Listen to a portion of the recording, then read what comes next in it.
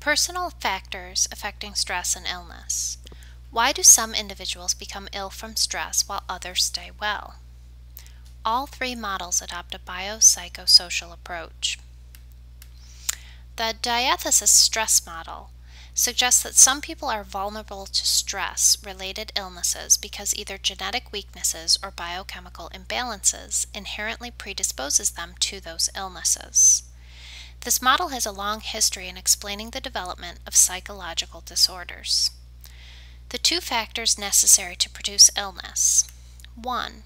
The person must have relatively permanent predisposition, diathesis, to the illness, thought to be inherited through biochemical or organ system weakness. 2. Person must experience stress, precipitating factors from the environment. The illness does not flow from an interaction between personality and stress, but rather from the interaction of personal physiology and stress. Reactivity is an example of how some people's physiology makes them more vulnerable to illness because their biological systems show greater reactivity.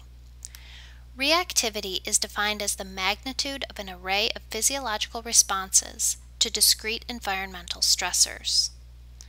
A variety of independent variables, public speaking, interpersonal situations, and dependent variables, heart rate, catecholamine excretion, are involved. Research examples. Smith and Allred measured males' hostility level and then exposed them to confrontation.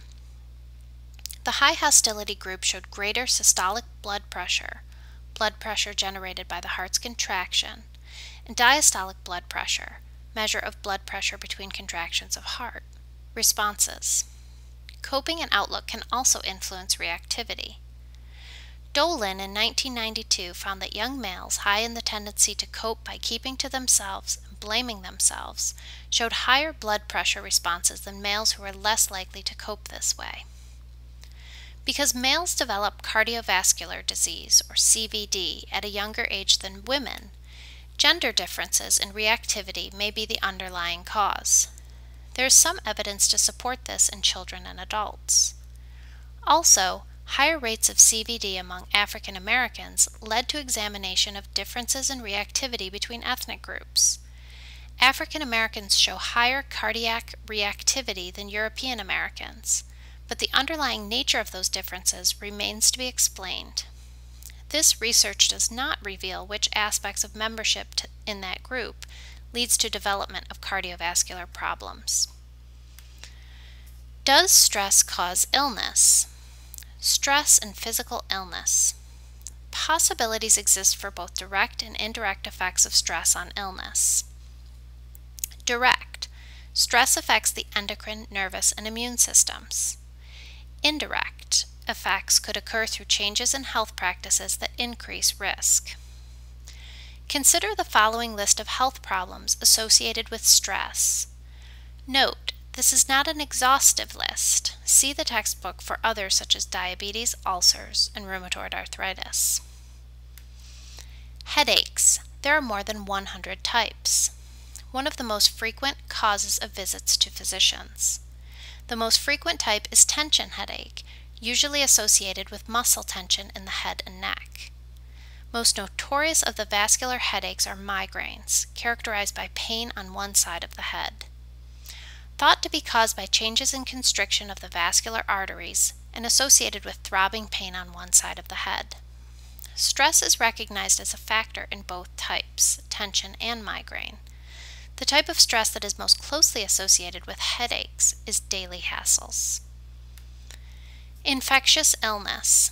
Stone in 1987 studied married couples who kept diaries on their own and their spouses' desirable and undesirable life experiences. The subjects developed more infectious illnesses 3 and 4 days after a decline in desirable events, and 4 and 5 days after an increase in undesirable events. This was the first prospective design to show relation between daily life experience and subsequent illness. Another example is Cohen, who exposed healthy subjects in England to various cold viruses to see who would develop a cold and who would not. The researchers used 3 measures of stress: the number of major stressful life events in the past year, perception that demands exceed one's ability to cope, current level of negative effect. The researchers gave nasal drops containing 1 of 5 respiratory viruses to individuals in experimental group and placebo drops to controls. The higher the person's stress, the more likely it was that he or she would become ill.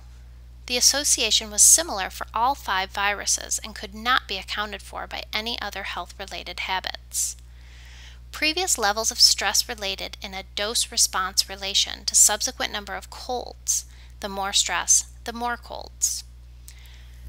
The personal qualities, SE, control, introversion, extroversion, were unrelated to the number of infections and colds that developed.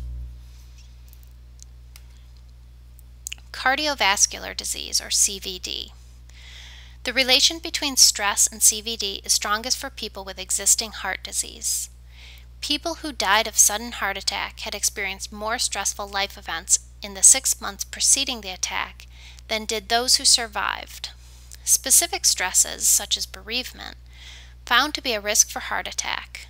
Later studies yielded less consistent results. Hypertension, abnormally high blood pressure. Most studies have shown that blood pressure, BP, returns to normal once aversive stimulus is removed. Talbot in 1985 examined chronic noise and blood pressure. The researchers measured the blood pressure of men working in 2 plants, one with high noise level, the other low noise level. The average BP did not differ, except for men over 55 who had noise-induced hearing loss. Light studied rats and found that stress-induced kidney retention of salt, and this retention was greater in rats that developed high blood pressure. With humans, it was found that high risk for developing hypertension, subjects with a strong sympathetic response retained sodium during testing, but low-risk subjects did not. Stress can cause sodium retention in a particular type of person. Risky behaviors.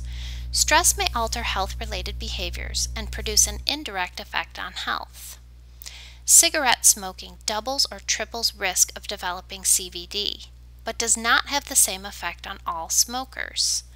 3 reasons why. Stress may increase the amount a person smokes. People may use smoking as a means of coping with persistent stress rather than finding more beneficial ways to cope. Smoking and stress may have additive or synergistic effect on cardiovascular system, worse than non-stress smokers or stressed non-smokers. Men are more likely to use alcohol or drugs to cope. Women are more likely to use food. Stress and psychological disorders. Negative mood. Stress leads to bad mood, which leads to changes in immune function. Researchers induced positive and negative mood states in actors. Mood changes in both types affected immune functioning. Negative affectivity. The tendency to experience distress and dissatisfaction in situations. Negative affectivity is more strongly related to health complaints than to health status. People high in negative affectivity who got sick complained more than those lower in negative affectivity, even though not more objectively sick. Closely linked to negative mood is negative outlook, or the tendency to ruminate, dwelling on negative thoughts. Rumination has been shown to predict depression. Think about whether you have done this and how it makes you feel, rather than being able to put other things behind you. Depression. The strongest support for effective coping is buffering against depression.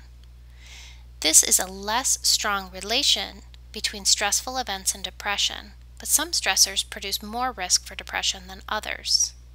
There is a positive correlation between depression and chronic workplace stress, especially those who don't have decision-making authority. Illness, cancer, heart disease, Alzheimer's. Note, both the patient and caregiver show increased stress and depression.